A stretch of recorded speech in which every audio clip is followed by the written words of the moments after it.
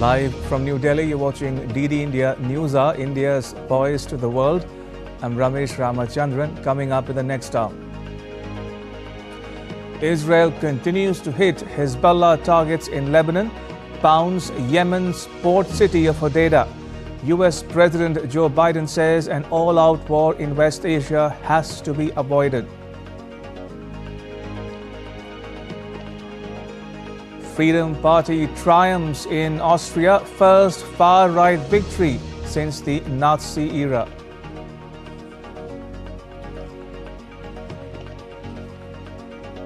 Japan's Prime Minister-designate Ishiba Shigeru calls a snap election on 27th October.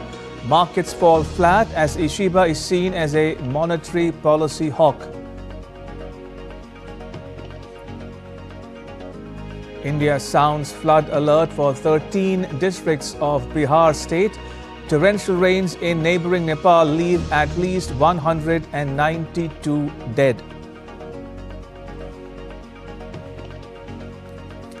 And actor Mithun Chakraborty to be honoured with Dada Saheb Phalke Award, India's highest film honour.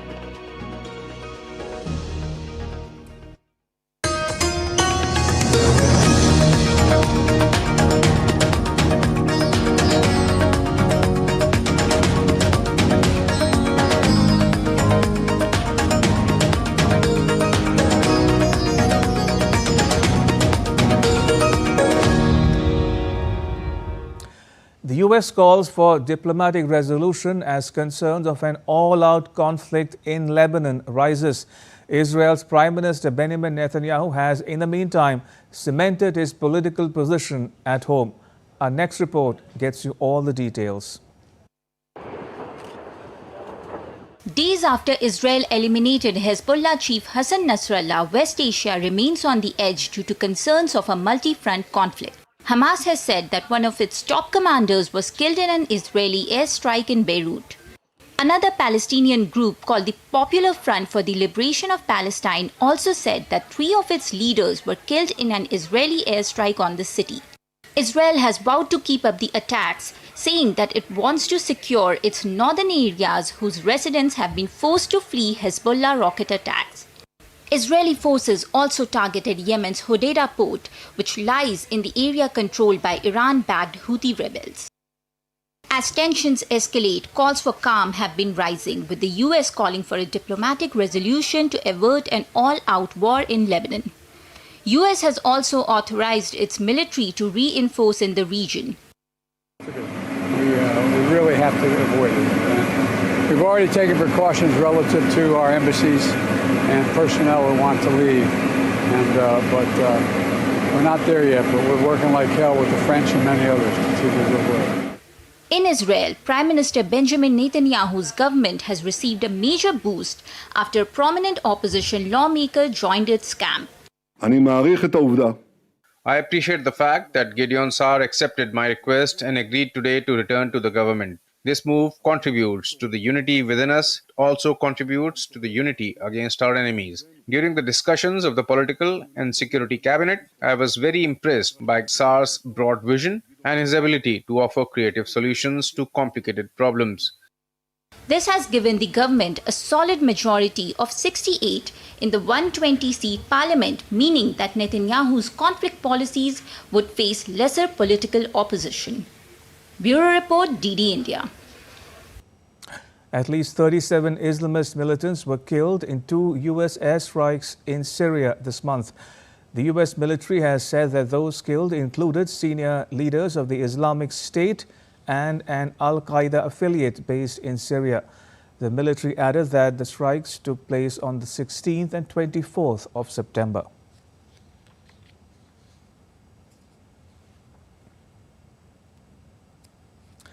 Dr. Kindra Jangid joins us. Dr. Jangid is an associate professor and director of the Jindal Center for Israel Studies at the O.P. Jindal Global University at Sonipat, a suburb of India's capital, New Delhi. Dr. Jangid, welcome to News Hour. I have 4 or 5 broad questions to ask of you. But first, is an Israeli ground invasion of Lebanon imminent? Namaskar. Welcome. I think I think that does sound very real and inevitable, because without that, Israel will not have a demilitarized zone in the south. According to the 2006 agreement between Hezbollah and Israel, which was negotiated by UN, 20 kilometers within Lebanon was supposed to be a territory where Hezbollah will not operate. So I think because UN and other negotiation mediations did not succeed in pushing Hezbollah back, I think Israel seems to be very determined and clear that there will be a ground operation to keep the land demilitarized from Hezbollah fighters.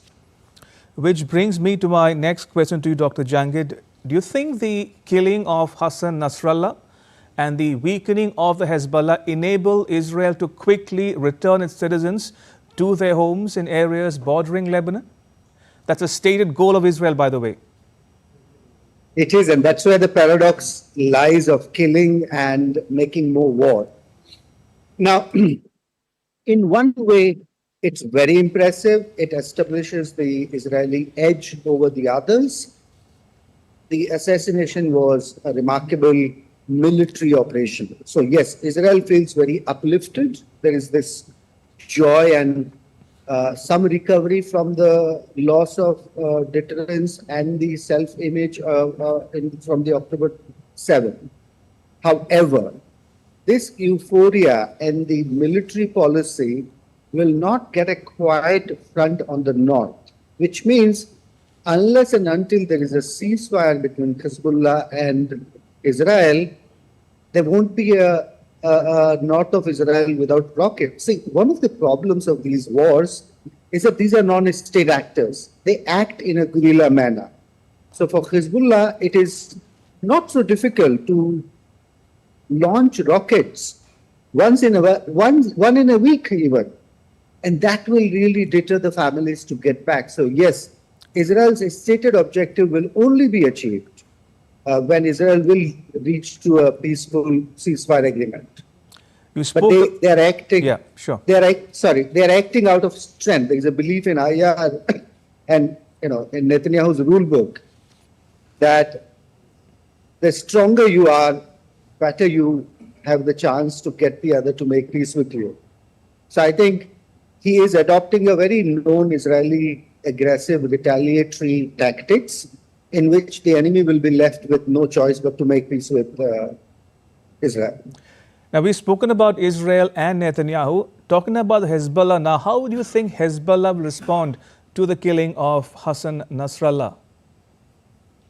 Well, Hezbollah can't. We should ask, what would Iran do? Right. Because Iran that is also, I meant to ask you, will Iran sit idly by? Will it get involved in a wider conflict, either directly or via its proxies in Lebanon, Syria and Iraq?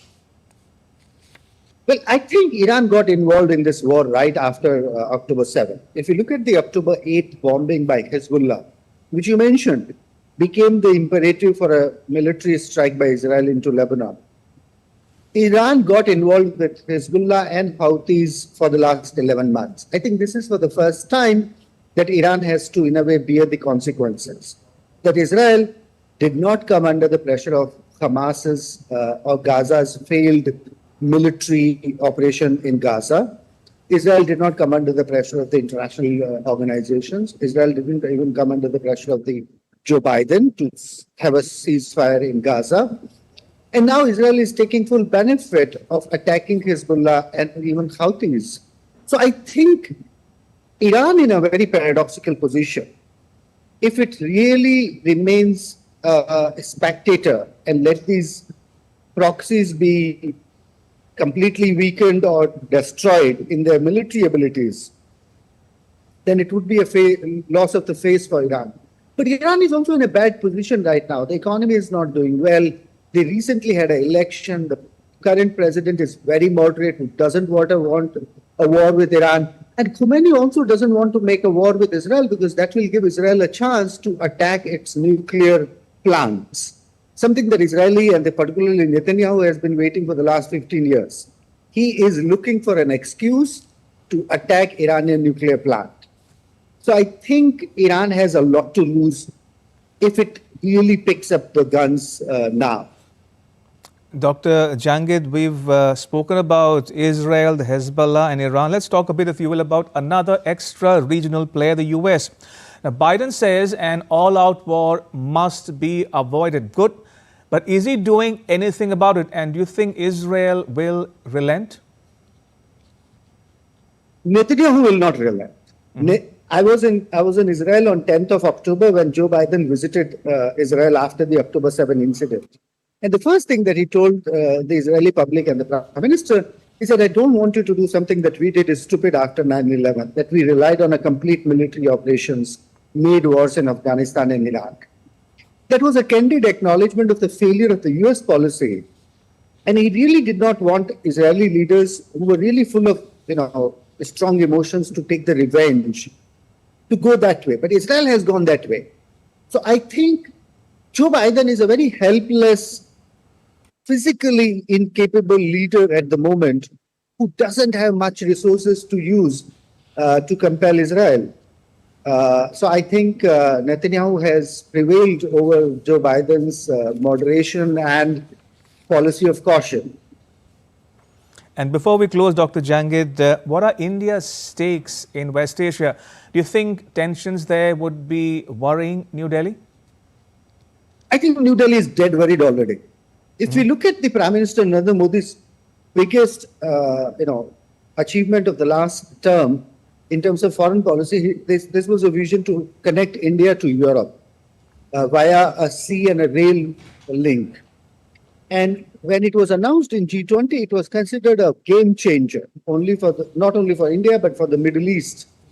And Israel was an essential part of it. Understanding at that time was that Israel and Saudi Arabia are already in talks to normalize, and then this project will take place. Now, that project is gone. There won't be another 5 years of any life to that project. Israel has also made it very difficult for India to defend its policy of continuous support to Israel. So I think in the light of this only military, aggressive, retaliatory obsession that Netanyahu is driving with, I think Israel has already become a liability for the Indian foreign policy. Strategically, politically, as well as in the international organizations. All right, we leave it there. Dr. Jangid, thank you so much for joining us and sharing your thoughts and insights with our viewers at home and abroad. Thank you for your time. Much appreciated. And moving from one conflict to another, Russia launched several waves of drones targeting Kyiv early Monday. Ukraine's air defense repelled the attack, which lasted more than 5 hours. Numerous explosions were heard in Kyiv, indicating the operation of defense systems intercepting objects in the air. All the drones were either destroyed or neutralized by electronic warfare, with no casualties or significant damage reported. Drone debris fell near a residential building, but emergency services quickly responded. Ukraine's Air Force confirmed shooting down 67 out of 73 drones and 1 missile that were launched by Russia.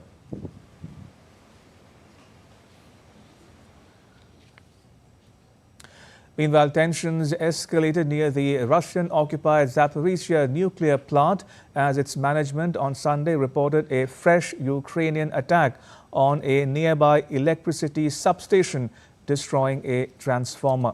According to officials, a transformer at the Raduga substation in Enerhodar was destroyed by artillery fire. Smoke was seen rising from the site, but part of the town remained unaffected. The Zaporizhzhia station, Europe's largest with 6 reactors, was seized by Russia in 2022. It's become a flashpoint, with both sides frequently trading accusations of attacks. Now, this follows claims by Ukraine's foreign minister that Russia is planning a winter attack on nuclear facilities. The UN's nuclear watchdog has repeatedly urged both sides to avoid targeting the sensitive area, warning of a potential catastrophe. Still to come on DD India News Hour. Austria's far right unsure about forming government despite a historic victory. Trump calls Harris stupid. She hits back with a jab about his obsession with crowd sizes. And a mission to rescue US astronauts stranded on the International Space Station begins.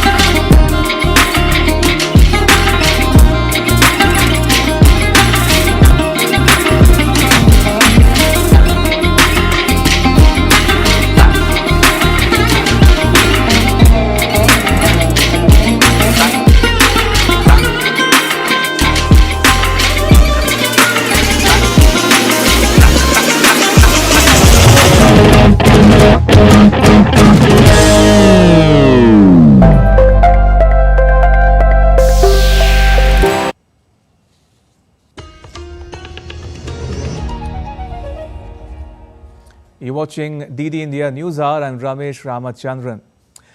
At a rally in the US state of Pennsylvania, Donald Trump unleashed sharp criticism at his 2024 presidential rival Kamala Harris, calling her stupid and saying that she should be prosecuted for her alleged failure to stop illegal migrants from entering the US and committing crimes.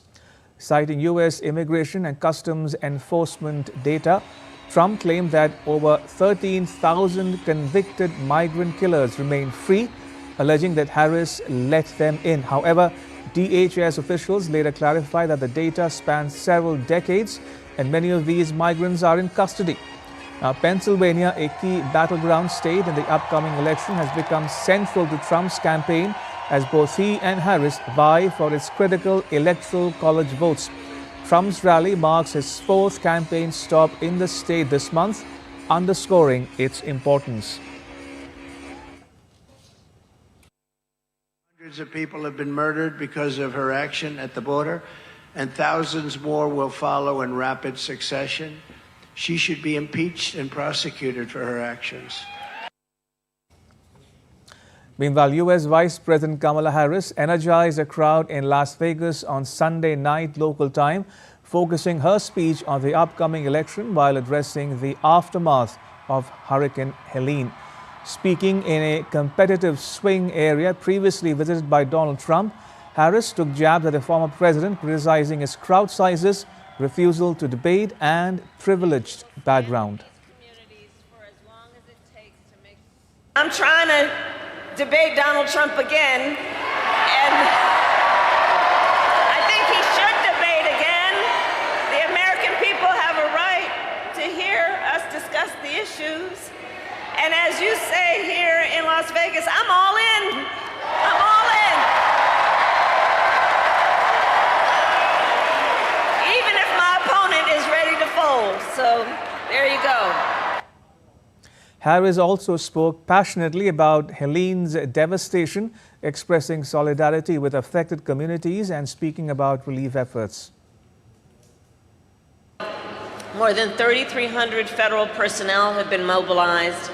We are deploying food, water, and generators and working to restore water and power.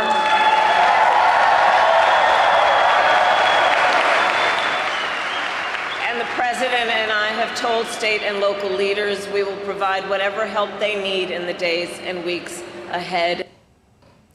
The U.S. is gearing up for yet another and possibly the last feisty TV debate ahead of the 5th November presidential election.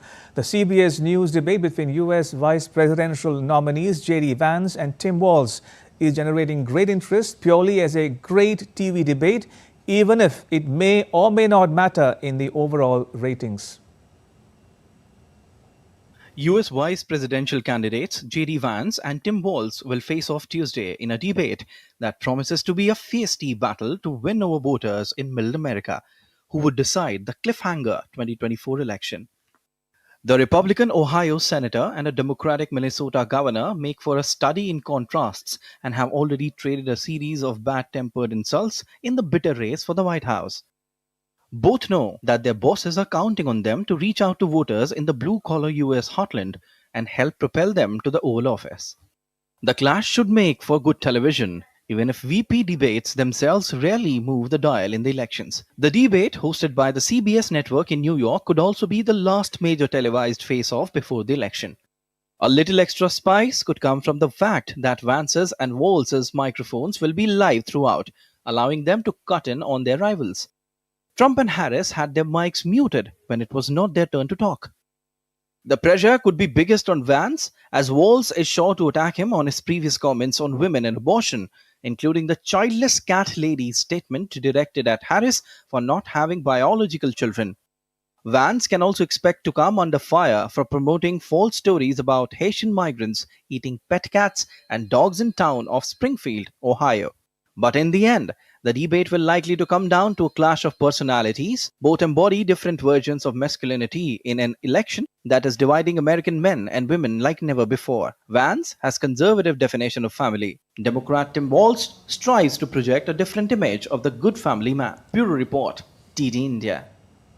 Across the Atlantic in Austria, the far-right Freedom Party topped the national election on Sunday, underlining rising support for hard-right parties in Europe, fueled by concern over immigration levels. Analysts are terming it as an earthquake, sending shockwaves across Europe. Like other far-right parties elsewhere in Europe, the Freedom Party has seen its popularity surge, fed by voter anger over migration, inflation, and COVID-19 restrictions. Projected results give Austria's far-right Freedom Party leader Herbert Kickell's party 28.8%. That is more than 2 points ahead of the Conservative People's Party on 26.3%, but far short of a majority. He says this win has opened the door to a new era. We have opened the door to a new era. We are now really going to write this new chapter in Austrian history together. When I say that we have made history, I mean two things. On the one hand, we have made party history. Yes, George Hather's famous 26.9%. I think he would forgive us for jumping over that today. On the contrary, he would be proud of us. And the second thing is that we have made Austrian history because this is the first time that the Freedom Party has been number one in the National Council election. Kickell espouses the far-right concept of remigration, expelling people of non-European ethnic backgrounds deemed to have failed to integrate. Across Europe, the popularity of far-right movements is rooted in the multiple crises to which European Union citizens have been exposed since 2008. The financial crisis, the 2015 refugee crisis, the COVID-19 pandemic, and now the war in Ukraine. 6 EU countries, Italy, Finland, Slovakia, Hungary, Croatia, and the Czech Republic, have hard-right parties in government. In Sweden, the survival of the executive relies on a confidence and supply agreement with the nationalist Sweden Democrats, the second largest force in parliament. In the Netherlands, Geert Wilders sealed a historic deal to form the most right-wing government in recent Dutch history. In last month's European parliamentary elections, right-wing and far-right parties achieved their best performance in the legislative body's history. The vote share of right-leaning parties is increasing at varying degrees of pace in each country. The far right now faces the challenge of unity and its ability to bring together forces that are still divided within the parliament. While many of these parties are united in their opposition to immigration, their criticism of European integration, and their rejection of the Green Pact, there are still dividing lines around Ukraine, relations with Russia, the EU's major economic and monetary policies, and the defense of traditional values. Bureau Report, DD India. And now to news from the Indo-Pacific. Japan's incoming Prime Minister Ishiba Shigeru said on Monday that he will call a general election on 27th October. Ishiba won the leadership of the ruling Liberal Democratic Party on Friday and was expected to be sworn in as Prime Minister on Tuesday. Former Defense Minister Ishiba replaced Kishida Fumio as leader of the LDP, which has governed Japan almost uninterrupted for decades. He won the LDP leadership race on his fifth attempt with strong backing from rank-and-file members. On October 1st, when I am elected in Parliament to become Prime Minister, I will immediately form a cabinet and establish an administration. Once we organize for a snap election, I would like to call for a general election on October 27th. 解散総選挙を行い Meanwhile, Japanese equities plunged on Monday on the back of concerns that incoming Prime Minister Ishiba Shigeru will hike taxes in the world's fourth biggest economy. Japan's key Nikkei index fell over 4% after former Defense Minister Ishiba Shigeru was elected head of the ruling Liberal Democratic Party. Ishiba, set to become Prime Minister on Tuesday, has said that he supports the Bank of Japan raising interest rates, while investors are also worried he might raise taxes. All right, now take a look at what else is making news around the world. Japan's Shinkansen bullet trains mark their 60th anniversary on Tuesday. Launched in 1964, the high-speed trains connected Tokyo and Osaka, symbolizing Japan's post-war economic rise. The Shinkansen remains vital to the nation's economy, celebrated for its cleanliness, punctuality and safety.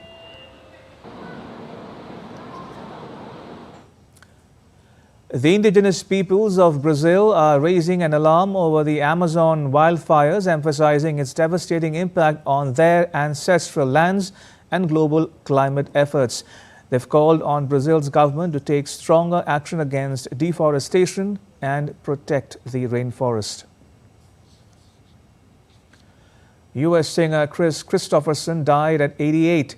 Known for his role in A Star Is Born and hits like Help Me Make It Through the Night, Kristofferson earned 3 Grammy Awards during his career.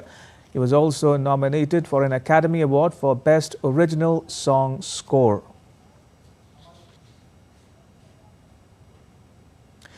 In other news, U.S. space agency NASA and SpaceX spacecraft carrying Crew 9 astronauts Nick Hague and Roscosmos cosmonaut Alexander Gorbunov reached the International Space Station on Sunday, aiming to bring astronauts Sunita Williams and Butch Wilmore back to Earth. The 2 astronauts, originally set to return on Boeing's Starliner capsule, have been stuck on the ISS since June after the aircraft suffered technical malfunction and their return was cancelled and the Starliner returned to Earth unmanned. The astronauts are now expected to return in February next year.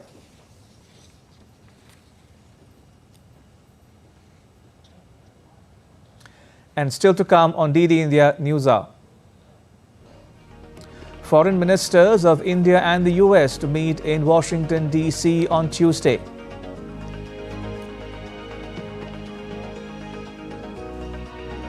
Jamaica's Prime Minister arrives in India on a 4-day visit.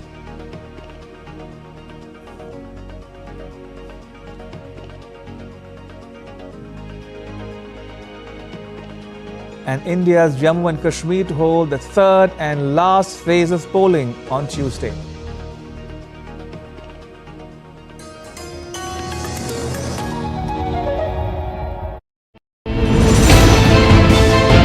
Geopolitics and trade deals. Economic challenges amid development. Hard work and the path to prosperity. It's the economy always. Between walkers, money is what money does and says. Supply creates its own demand. Between the bulls pulls and bears tears. When supply chains globalization and India rises to the podium. We'll get you centered with the economic brief at 8 p.m. every Thursday on DD India.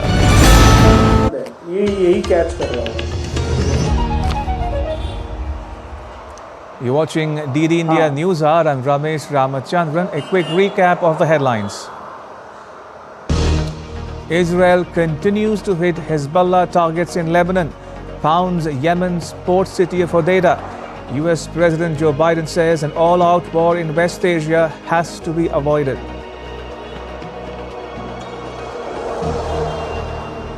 The Freedom Party triumphs in Austria, the first far-right victory since the Nazi era.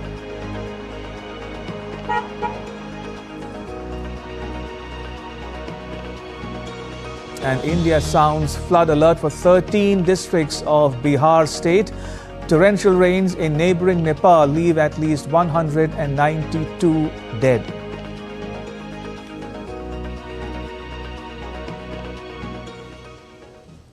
India's External Affairs Minister S. Jaishankar will meet his US counterpart Antony Blinken in Washington, D.C. on Tuesday, during which they are expected to discuss a wide range of bilateral and global issues, including the Ukraine-Russia conflict and the West Asia crisis. Minister Jaishankar, who arrived in the US capital on Sunday, will also meet other cabinet rank and senior Biden government officials. The minister is also scheduled to interact with the think tank community. Minister Jaishankar concluded his meetings on the margins of the UN General Assembly in New York City. The minister interacted with 75 foreign ministers and representatives and participated in 8 plurilaterals, including the G20, G4, IPSA, BRICS, L69 and the C10, India CARICOM, India CELAC and BIMSTEC. He attended events including Summit for Global Coalition to address synthetic drug threats, the BBNJ Treaty signing, the Asia Society, ORF and Pan IIT Alumni Foundation.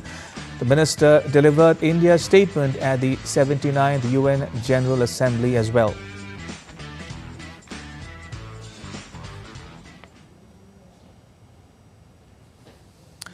Jamaica's Prime Minister Dr. Andrew Holness has arrived in India on a 4-day visit.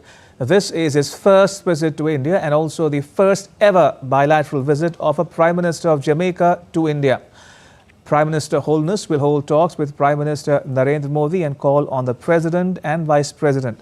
A number of MOUs are expected to be signed.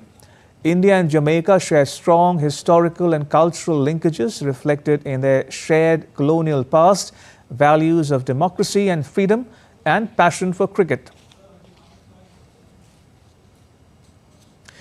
Moving on, India's Jammu and Kashmir will hold the third and last phase of voting on Tuesday. It will cover 40 assembly segments across the 7 districts of Jammu, Udhampur, Samba and Kathua in Jammu region and Baramulla, Bandipora and Kupwara in northern Kashmir. The electoral fate of 271 candidates will be at stake in this phase. Voter turnout was robust in the earlier phases, with 61.38% participation recorded in the first phase on 18 September and 57.31% in the second phase on 26th of September. The results will be declared on the 8th of October.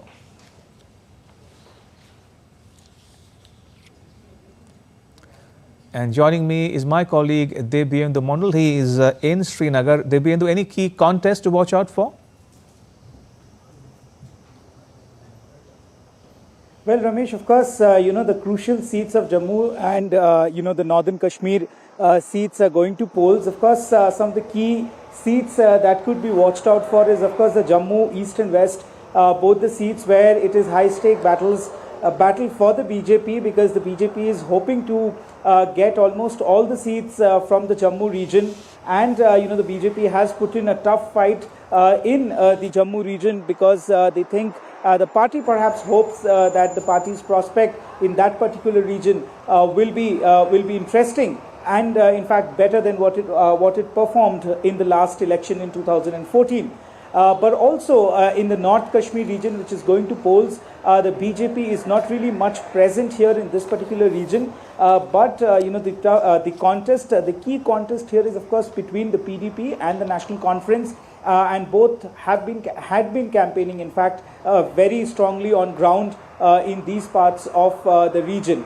Of course, some of the key will be the Gulmarg seat and the Baramulla seat to watch out for, because the PDP as well as the NC had given out open contest in fact, an open contest to each other, saying that they will be winning for sure these two particular constituencies. So of course, these two will be key when it comes to in the North Kashmir region, but of course in the Jammu region, it seems to be advantage BJP at the moment. But Ramesh, what plays a very, very important and crucial role in this election is of course the issue of abrogation of Article 370, which I have been talking to many of the people in the Kashmir region of Jammu and Kashmir, and people are very satisfied with the development that has taken place in this particular region after the abrogation of Article 370. So of course, people are excited to cast their vote in this last phase, as we had witnessed in both the first and the second phase of election here in this particular region of India. Talking about how excited the people are, Dibyendu, can one expect a higher voter turnout than the previous two phases? Well, it is expected that the voter turnout will go up in this phase, also because of the fact that, as I said, the Jammu region, all the seats in the Jammu region are going to poll in this particular phase. But even in the Kashmir Valley, the voter turnout has significantly improved in the last two phases, and similar is being expected even in this phase from the authorities, from the election authorities. They had been carrying out campaigns to ensure that the voter turnout increases, and also security is tightened across all the polling booths, and not just the polling booths but also in the villages, in the interiors of the Kashmir region, to ensure that free and fair election do take place, and to also ensure that the voters are not intimidated, and voters come to the polling booth to cast their vote and give their mandates. Of course, security is being tightened across all the booths, across all the polling stations here in the Kashmir region as well as in the Jammu region. Multiple numbers of, in fact, companies of paramilitary forces have been mobilized from different parts of Jammu and Kashmir, and also from different parts of the country, to ensure that a robust security apparatus is put in place to ensure the safety and security of all voters, and to also ensure that the voter turnout is increased, not just from the last two phases, but also a record voter turnout is being expected in this particular phase. Dibyendu, thank you for that. Dibyendu Monod reporting there from Srinagar. In some more news from India, Indian actor Mithun Chakraborty will receive the country's highest award in the field of cinema, the Dadasaheb Phalke Award. India's Information and Broadcasting Minister Ashwini Vaishnav shared the news on social media platform X. The minister says that Chakraborty, popularly known as Mithunda, will be felicitated at the 70th National Film Awards ceremony on the 8th of October. The Dadasaheb Phalke Award is it's like I'm dumbfounded now. I cannot laugh, cannot cry with happiness also. It's so big. I'm still taking time to digest it. India's Minister of Information and Broadcasting Ashwini Vaishnav expressed immense joy in recognizing Mithun Chakraborty's monumental contributions to Indian cinema. है कि मिथुन को Dada Saheb Phalke award दिया जा रहा है। मिथुन की पूरी ज़िंदगी स्ट्रगल और अचीवमेंट्स का एक कॉम्बिनेशन है। उन्होंने सिनेमैटिक हाइट्स अचीव की है और पब्लिक लाइफ में उनका बहुत बड़ा कंट्रीब्यूशन है। मैं मिथुन को बहुत बधाई देना चाहता हूँ। All right, now take a look at what else is making news in India. The outgoing Indian Air Force Chief, Air Chief Marshal V.R. Chaudhary, laid a wreath at the National War Memorial in New Delhi on Monday on the occasion of his superannuation. He will be succeeded by Air Marshal A.P. Singh as the next Indian Air Force Chief on Tuesday.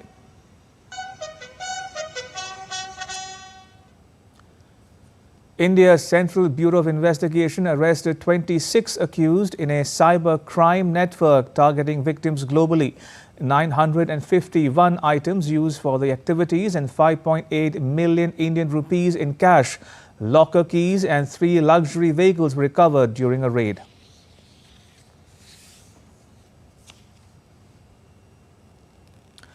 Floods and landslides across South Asia have killed more than 100 people and caused widespread destruction in other parts of the world as well, including the US.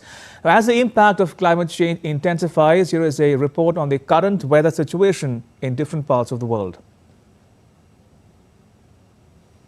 The impact of climate change is witnessed in different parts of the globe. Its adverse effects has disrupted normal life around the world. Catastrophic floods and landslides have caused havoc across South Asia. India's eastern state Bihar is grappling with severe flooding followed by heavy rainfall. The excess release of water from Kosi Barrage in the city of Birpur has made living conditions worse. Homes were filled with water and farmers are facing a loss of agriculture as crops are destroyed. Railway tracks were inundated, affecting several train operations. 45,000 homes are left with no electricity as water entered the control room of a power grid in the region. Rescue efforts are underway in Nepal amid flooding that has killed at least 192 people. 42 people are still reportedly missing in the Himalayan public. Rescue teams are using rafts to pull survivors to the safety. Major roads are blocked, leaving cars stranded on highways and disrupting domestic air travel. Nepal has shut its school for 3 days. Taiwan on Monday issued a warning as Typhoon Krathon is expected to intensify and cross its west coast, resulting in torrential rain and strong winds. Categorized as a medium-strength typhoon, it is forecasted to hit southern Taiwan on Wednesday. Meanwhile, domestic flights have been cancelled and some are disrupted. Hurricane Helene has left widespread destruction across southeastern US and killed at least 90. Search and rescue efforts are underway as more bodies are feared to be recovered. Strong winds, rains and storm surge has left millions with no power. It has destroyed roads and bridges from Florida to Virginia. People are unable to contact their family members as cell phone towers are submerged and some even destroyed completely. The damage is estimated to be ranging from $15 billion to more than $100 billion and could take months to repair. In Mexico, residents struggle to find food and drinking water amid heavy rainfall that triggered flash floods.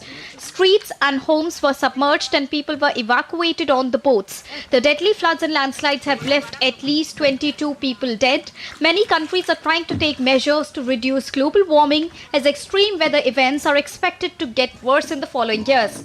Bureau Report, DD India.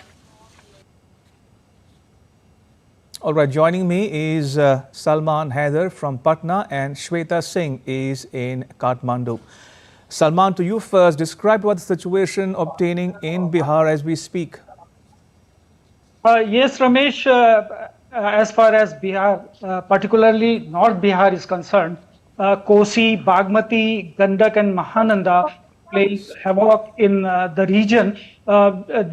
These all rivers have their origin in Nepal, where heavy rain has caused flash floods and major destruction, as you told now. This is, so the population in 13 districts of Bihar are affected.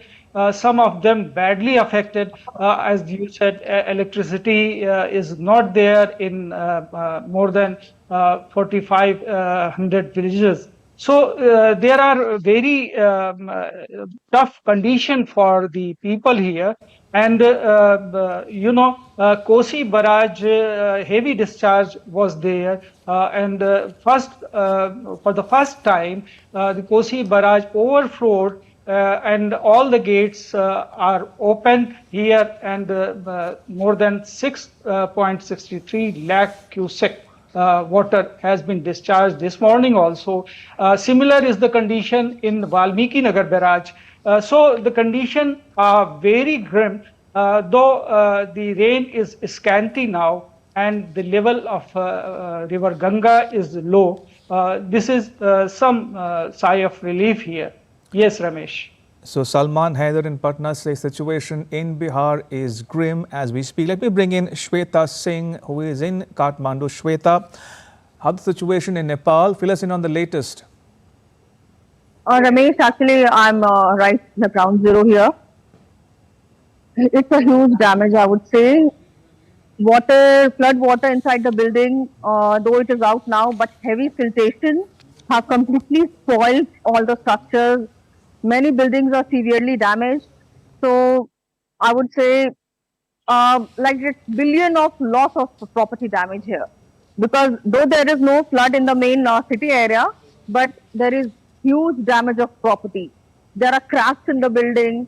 The people have who were affected by the flood, whose houses are completely damaged, they have shifted to the relative's house. But the property is damaged and it is a billion and billion of loss of money here. Indeed, as Shweta is reporting there from Kathmandu, at least 192 people are feared dead already in those heavy rains and floods in Nepal. We leave it at that. Shweta Singh in Kathmandu and Salman Haider in Patna. Thank you. Appreciate it. And still to come on DD India News Hour. Pakistan cuts 150,000 jobs and dissolves 6 government ministries to secure a $7 billion IMF loan. Head of German company ThyssenKrupp's steel division prepares staff for tough cuts. And in cricket, India smashes twin world records after bowling Bangladesh out for 233 runs in the Kanpur Test.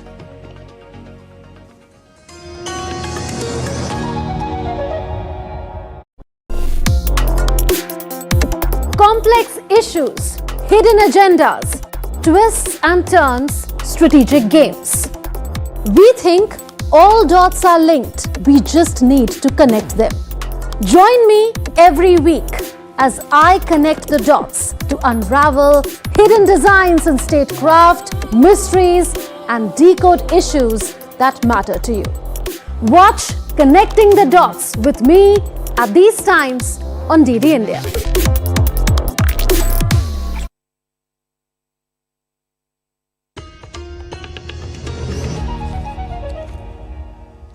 You're watching DD India News Hour. I'm Ramesh Ramachandran. Pakistan has announced a series of measures to minimize its administrative expenditures as part of reforms agreed upon with the International Monetary Fund under a $7 billion loan deal. The country has eliminated nearly 1.5 lakh government jobs, closed 6 ministries and merged 2 others. The IMF had finally agreed to an assistance package for Pakistan and released more than $1 billion as the first tranche on 26th of September. The country has committed to cut expenditures, increase tax to GDP ratio, tax non-traditional sectors such as agriculture and real estate, limit subsidies and transfer some fiscal responsibilities to provinces. Pakistan negotiated the loan, expressing hope and commitment that this will be the final loan. The country has already received around 24 loans from the fund without achieving lasting economic solutions.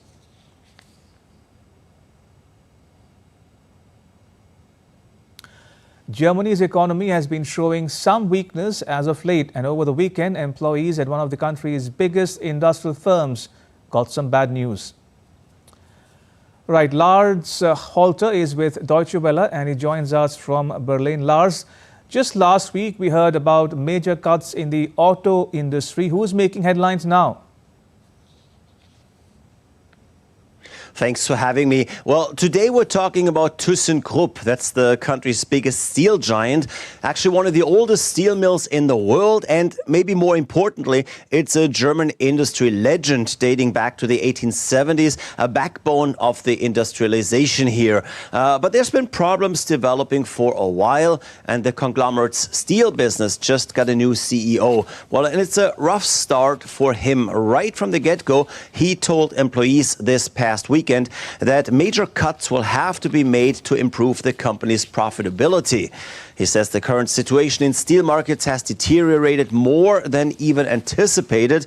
And make no mistake, they did know, of course, that things weren't going great. But it seems the situation is a lot worse than even recent numbers had shown. Now the new CEO says that doesn't leave him much of a choice.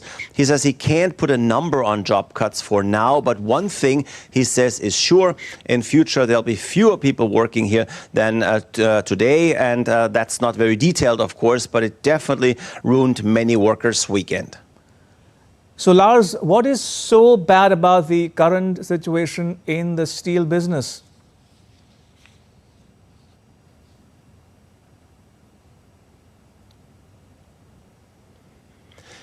Well, it's a bit of a triple whammy. First of all, we're dealing with high energy prices, and those are behind many of the current problems the German industry is having.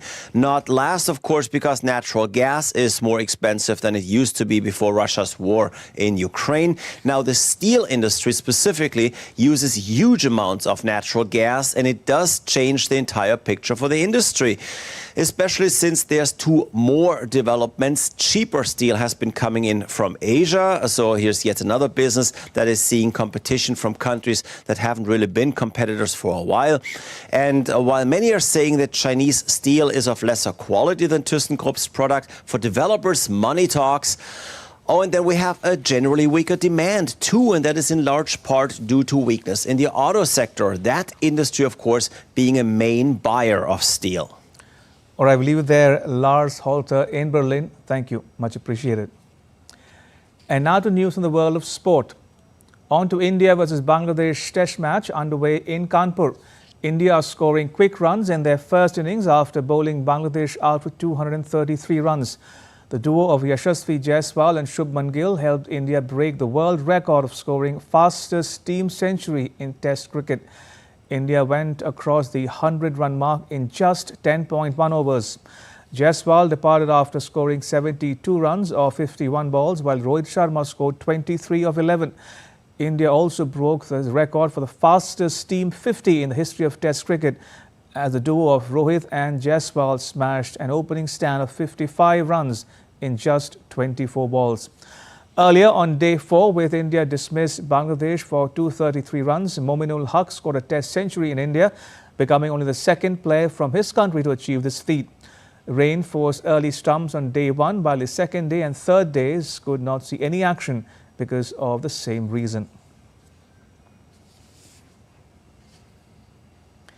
In a scintillating victory, World Cup champions Australia beat England at their home ground to seal ODI series. Australia's captain Mitch Marsh boasted their bowling performance as they continue their winning momentum. Our next report tells you more on how it happened. Take a look. World Cup champions Australia once again proved their prowess as they beat England in ODI series at Bristol's County Ground, registering the ODI series victory in their name on Sunday. Aussies secured a 3-2 series victory over England after rain interruption handed a 49-run victory via the DLS method. In the process, Australia chased a 310-run target for victory, racing towards 2 for 165 in 20.4 overs before downpour forced a premature end to the series. After being sent into bat, England made a fast start as Ben Duckett smashed his way to 107, but they were stifled by Australia spinners and fell short of a par score, having been 202 for 2 midway through their innings. In the process, Duckett scored his second ODI century, matching his previous highest score of 107 not out against Ireland at the same venue in September last year. Australia made haste with the bat and cleared the boundary 9 times to win a fascinating series they had led 2-0 until they allowed England to set up a decider with victories in the third and fourth matches. Eventually, the hosts lost 6 for 58 in a disastrous collapse as Australia's spinner wreaked havoc on a turning deck. Speaking on ODI series victory, Australia's captain Mitchell Marsh said, "They were on track for a big total, but the way the bowling attack assessed the conditions as the day went on was fantastic. The more bowling options and changes you can throw at batters to not let them settle works well for us. This was a really good series for us." England's attention now turns to a 3-match series in Pakistan, with 7 of this party flying out on Tuesday. The series opener begins in Multan on Monday, the 7th of October. Sports Desk, DD India. To chess now, Indian Grandmaster D. Gukesh rose to world number 4 in the latest FIDE live rankings on Sunday. Gukesh replaced his chess Olympiad teammate Arjun Erigesi as the highest rated Indian chess player in the live rankings. Arjun, who was previously the top-ranked Indian, was pushed 2 places down to the 5th spot in the live rankings after he lost to Turkey's Ediz Gurel in the German Bundesliga 2024-25. Meanwhile, Magnus Carlsen, Hikaru Nakamura and Fabiano Caruana are ahead of Gukesh. 18-year-old Gukesh had a brilliant run at the Chess Olympiad and will face Ding Liren at the World Chess Championship that will take place in Singapore between 25th November and 13th December. And before we close, a group of artists in Nigeria is using dance to spotlight the rehabilitation in a Lagos suburb. Their goal is to attract government and international attention to the community, which remains underdeveloped.